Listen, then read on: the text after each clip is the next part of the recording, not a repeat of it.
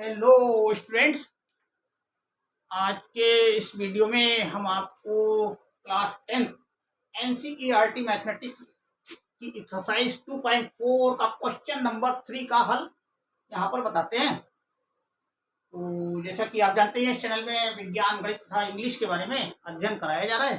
तो आज के इस वीडियो में ये मैथमेटिक्स की एक्सरसाइज 2.4 का क्वेश्चन नंबर 3 का हल देखते हैं। तो जैसा कि क्वेश्चन दिया हुआ है, किसी बहुपद, ये जो 3 का बहुपद है, x की power 3 minus 3x square plus x plus 1 के शून्य मीन जीरोज, जो इसके गुणनखंड करने पर जो आते हैं x की वैल्यू वही होती है शून्य। तो यहाँ पर शून्य है a minus B, A plus B. तो a और b के मान ज्ञात कीजिए। तो यहाँ पर देखिए a और b के मान ज्ञात करते हैं। तो जैसा कि त्रिघात का शून्य है, त्रिघात का बहुपद है, तो त्रिघात के 3 शून्य होंगे। जितने घात का बहुपद होता है उतने उसके शून्य भी होते हैं। जैसे कि 2 घात का बहुपद है, द्विघात बहुपद है, तो उसके 2 शून्य, त्रिघात के 3 शून्य और चतुर्थ घात के 4 शून्य। तो यहाँ पर देखिए त्रिघात बहुपद है तो इसके 3 शून्य भी दिए हैं। ए माइनस बी एक शून्य है, ए दूसरा शून्य है और ए प्लस बी जो है वो तीसरा शून्य है। तो यहाँ पर क्या करते हैं, ए और बी के मान हम निकालने के लिए इन शून्यकों को पहले जोड़ते हैं, उसका योगफल निकालते हैं और इनको दोबारा फिर इसमें इनके जोड़े बना के दो दो को शून्य लेते हैं। जैसे alpha beta, beta gamma, alpha into beta, beta into gamma, gamma into alpha को लेकर के उनको आपस में जोड़ते हैं। तो फिर इनके ए और बी की वैल्यू जो है इसमें निकल आती है हमारी। तो चलिए इसका हल देखते हैं। तो जैसा कि दिया है,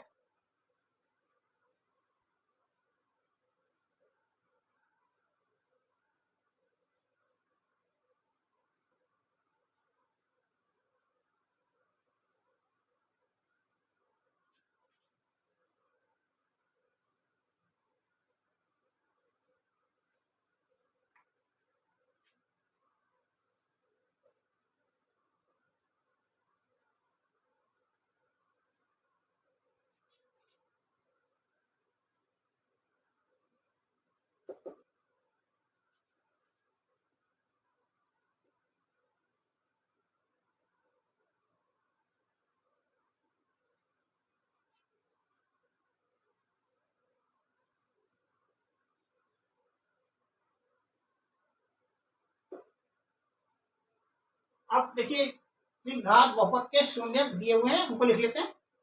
अब इसके बाद क्या करते हैं, इस त्रिघात बहुपद की इसके व्यापक मानक रूप से तुलना करते हैं। तो जैसा कि व्यापक मानक रूप इसका होता है, आप देख लीजिए,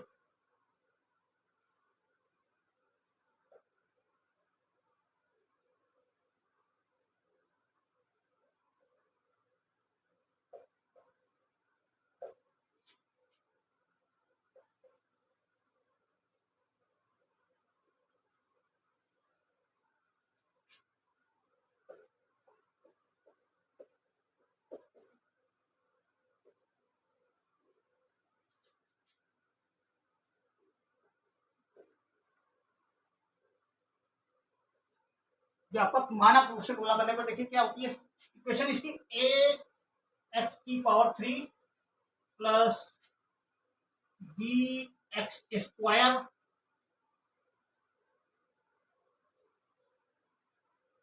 प्लस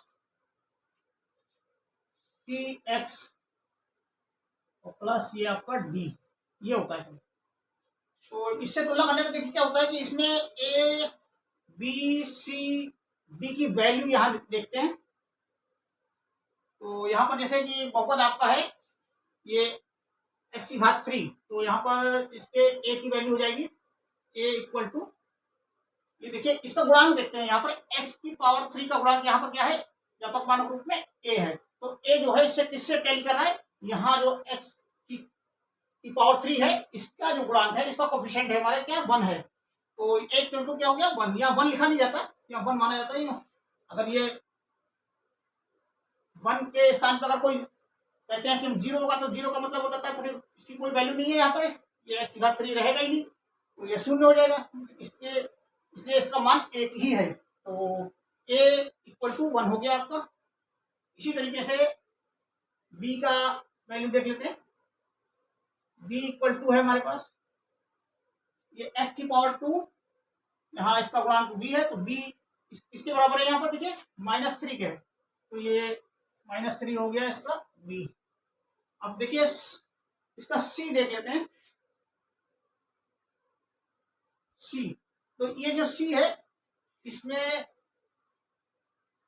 यहां से टैली करते हैं, ये x का गुणांक यहाँ क्या है 1 है, तो ये भी 1 है यहाँ पे, c इक्वल टू 1 प्लस का। और ये जो d है आपका, ये d जो है यहाँ देखिए अचर पद होता है, ये डिजिट होता है, तो ये आपका हो गया d इक्वल टू प्लस का 1, ये भी है।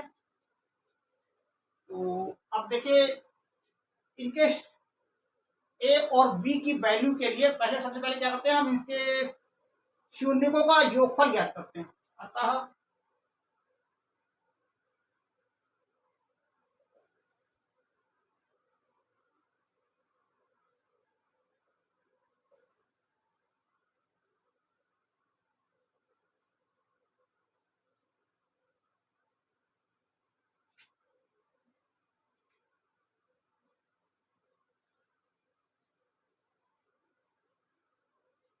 हाँ, alpha plus beta plus gamma ये अलग अलग जोड़ लेते हैं इनको। ये जो शून्यक है पहले बारी बारी से इनको अलग अलग जोड़ लेते हैं। तो पहले अल्फा लिया, उसके बाद बीटा जोड़ा और फिर गामा। तो इसमें a माइनस बी जो है आपका अल्फा है, और बीटा जो हो गया आपका a हो गया, और गामा आपका a प्लस बी है, तो ये इक्वल टू हो जाएगा।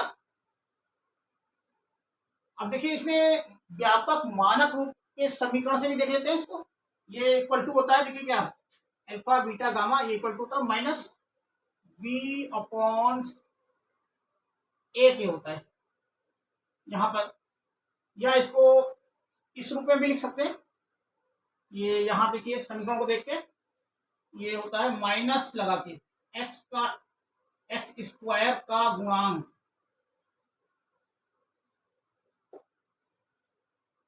अपॉन हो जाता है एक्स क्यूब का गुणांक।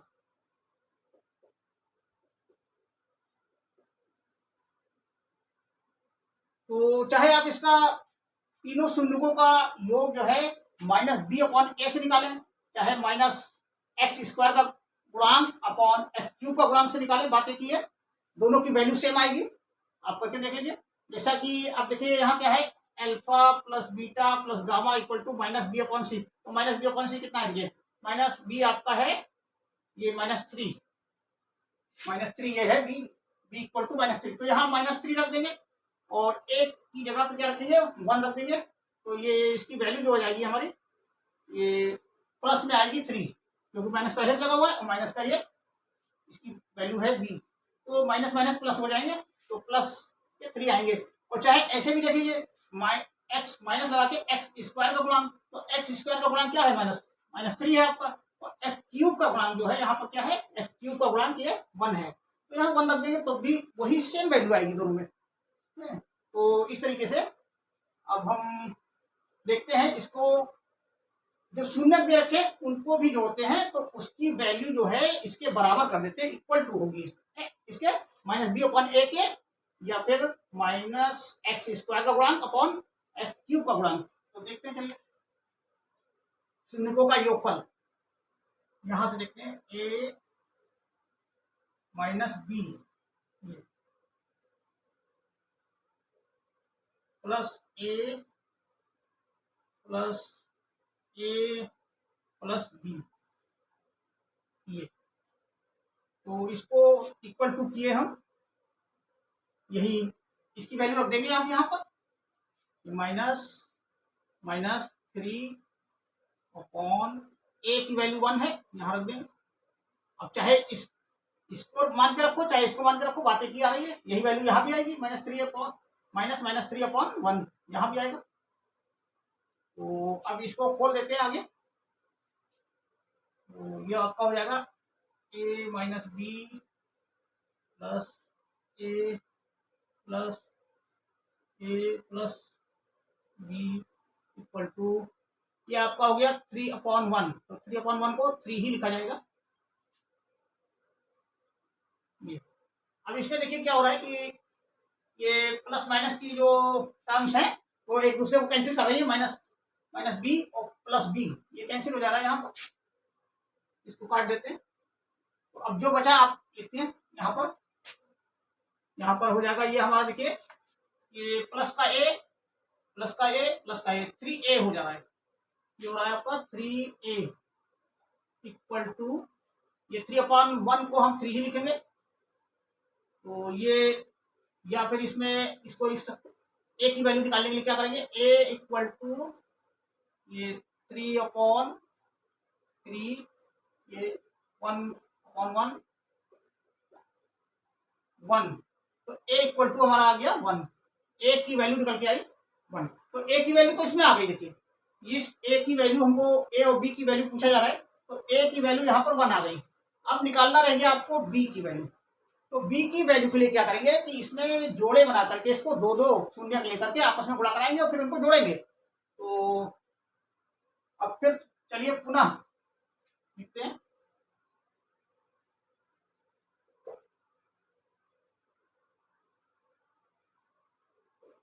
शून्यकों को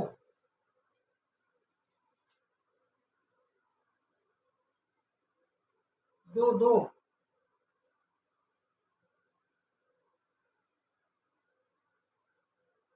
दो शून्यकों को दो दो लेकर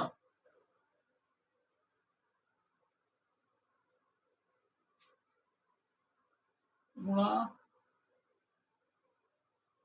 कर योग फल ज्ञात करने पर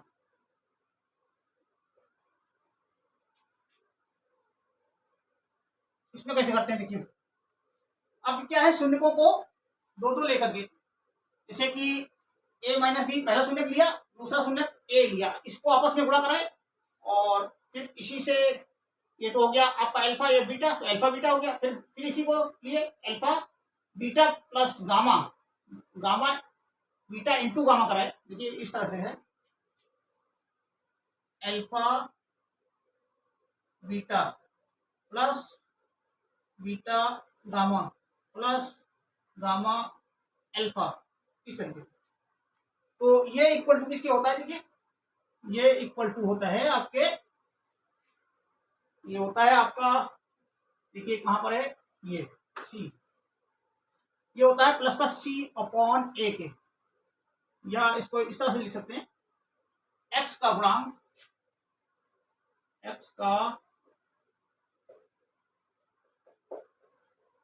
गुणांक अपॉन, इसमें भी देखिए ये हो जाएगा c/a है जैसे, तो यहां पर हो जाएगा x का गुणांक, ये x का गुणांक इससे नहीं होगा, x का गुणांक होगा, x का गुणांक अपॉन x³ का गुणांक,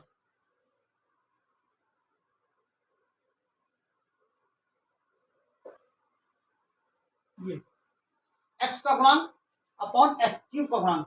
अब चाहे c/a को मान के चलो, चाहे आप x का गुणांक लेकर के अपॉन x³ का गुणांक करिए, सेम वैल्यू आएगी जैसे यहाँ पर आई थी। तो यहाँ पे देखिए क्या है, c आपका कितना है, c इक्वल टू है यहाँ प्लस का 1, और a जो है वो भी आपका 1 ही है, तो 1/1 हो जाएगा जिसकी वैल्यू 1 आएगी। तो इन सबको जब हम गुणा कराएंगे इनको, तो इनकी भी वैल्यू 1 ही आएगी, वो इक्वल टू इसके होगा 1 पे। चलिए देखते हैं,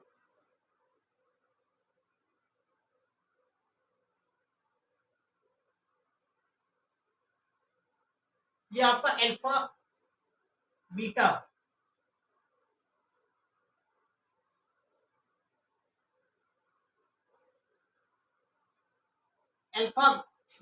बीटा गामा और गामा अल्फा, अल्फा को लिखते हैं इस तरीके से, alpha into beta, beta into gamma, gamma into alpha, तो ये आपका हो गया अल्फा a माइनस बी, और इसमें हम इसकी बीटा है हमारा यहाँ a प्लस, अब बीटा करते हैं, बीटा है हमारा a इसकी गामा से मल्टीप्लिकेशन कराते हैं तो ये हो जाता है ए प्लस बी, और फिर है आगे इसमें गामा इंटू अल्फा। तो गामा हमारा है यहाँ ए प्लस बी इंटू, और अल्फा हमारा है ये ए माइनस बी। तो ये इक्वल टू हो जाता है देखिए सी अपॉन ए के। तो सी अपॉन ए 1/1 के है। तो अब यहाँ देखिए इसको खोलते हैं गुणा करके, तो ये आपका हो जाता है ए से मल्टीप्लिकेशन होगा तो ए स्क्वायर हो जाएगा आपका, और ये हो जाएगा माइनस के ए बी, और यहाँ पर इसकी भी ए स्क्वायर से हो ए की मल्टीप्लिकेशन होगी ए स्क्वायर, और ये हो जाएगा प्लस का ए बी। ये और यहाँ देखिए यहाँ क्या होगा, देखिए ये सर्वसमीका से हल हो जा रहा है। देखिए ये ए plus B into A minus B, तो ये आपका हो जाता है ए का स्क्वायर माइनस बी का स्क्वायर, ये निकल के आता है। जब इसको हम खोलेंगे तो ए है दो ब्रैकेट बनेंगे A plus B into A minus B, ये जो आपकी है सर्वसमीका है। इससे देखिए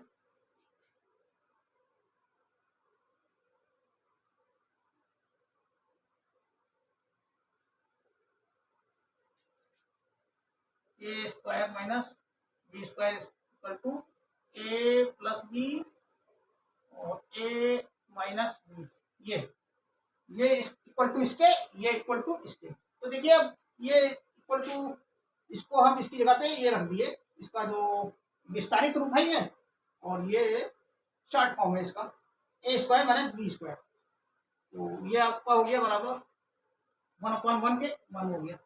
अब यहाँ से जो टर्म्स जो है प्लस माइनस की है वो कैंसिल हो जा रही है।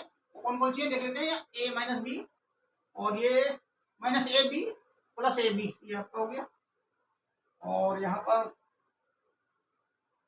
ये देखिए ए, अब जो टर्म बची उनको जोड़ लेते हैं, ए स्क्वायर ये और ए स्क्वायर ये, तो ये आपका 3a स्क्वायर बन रहा है, 3a स्क्वायर ये हो गया। और आपका बचा minus B square, minus B square कर दिए इक्वल टू 1 के है। अब इसको या आगे बढ़ाते हैं, इसको लिख लेते हैं इस रूप में। अब यहाँ पे क्या करते हैं, देखिए ये ए स्क्वायर जो हमारा है, इसमें हमें तो निकालना है बी के मान निकालना है ना, तो क्या करते हैं पहले ए का मान यहाँ रख लेते हैं। तो यहाँ पर देखिए ए का मान हमारा जो आया है ये 1 आया, देखिए ये लिख लेते हैं समीकरण 1 यहाँ पर।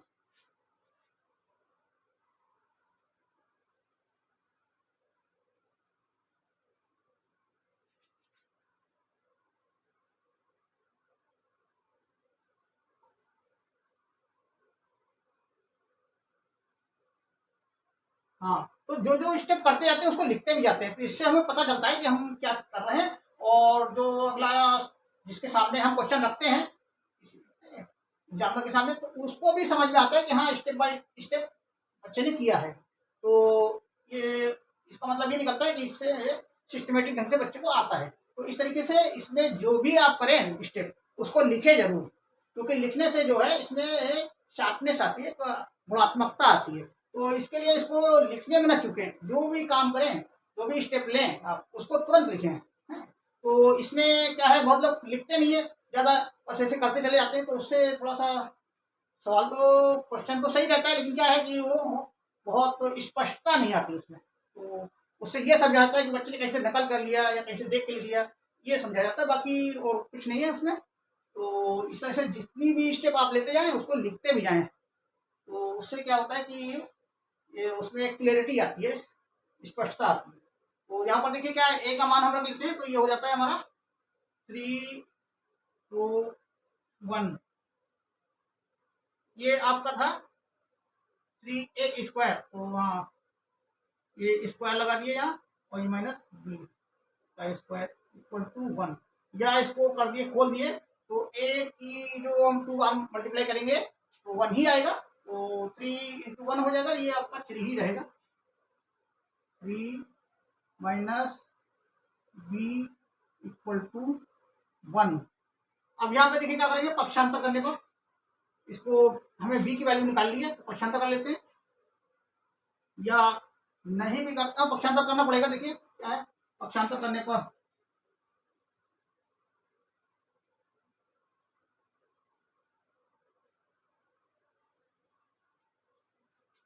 बी को देखो बराबर के इधर या उधर ले जाते हैं, कोई भी टर्म्स ले जाते हैं तो उसके चिन्ह बदल जाते हैं। बी को हम ले जाते हैं राइट हैंड साइड में और 1 को ले आते हैं लेफ्ट हैंड साइड में, तो ये हो जाता है आपका 3 माइनस 1 इक्वल टू प्लस के बी हो जाएंगे, या इसको लिख लेते हैं हम, ये 3 में से 1 गया तो आपका 2 बचा, और ये जो आपका है स्क्वायर में है, देखिए यहाँ भी स्क्वायर लगा दीजिए, यहाँ स्क्वायर है, तो 2 इक्वल टू बी स्क्वायर। ये 2 जो आ रहा है ये बी स्क्वायर, या इसको लिख सकते हैं हाँ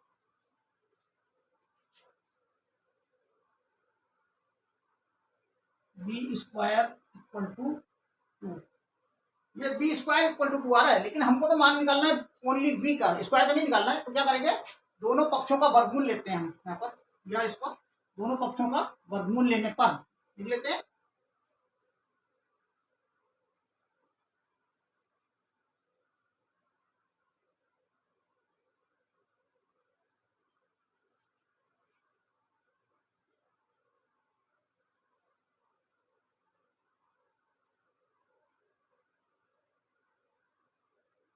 वर्गमूल लेते हैं तो क्या होता है, देखिए वर्गमूल लेने पर ये होगा आपका under root B square equal to under root 2। तो अंडर रूट ये बी स्क्वायर का जो वर्गमूल निकल के आएगा वो आपका हो जाएगा ओनली बी, और ये जो 2 का है इसका निकलेगा नहीं, इसको अंडर रूट में ही लिखा रहने दिया जाएगा, तो ये हमारा हो जाएगा ये प्लस माइनस अंडर रूट, इसको 2 लिख लेते हैं। तो इस तरीके से हमारी देखिए इसकी वैल्यू बी की आ गई हमारी।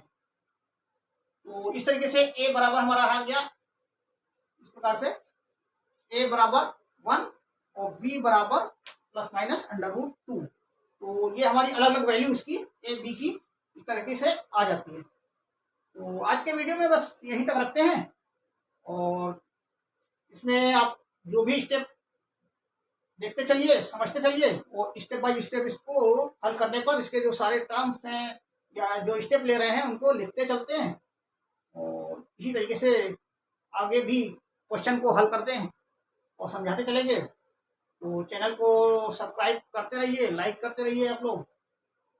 धन्यवाद चलो।